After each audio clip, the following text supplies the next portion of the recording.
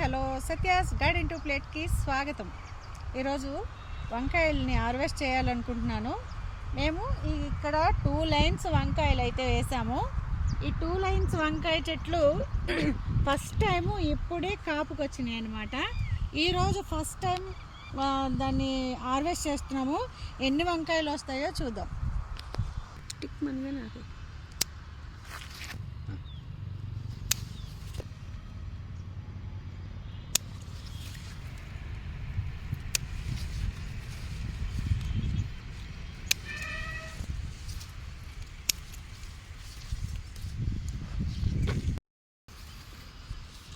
ఎంత బాగా వచ్చినాయో కాయలు.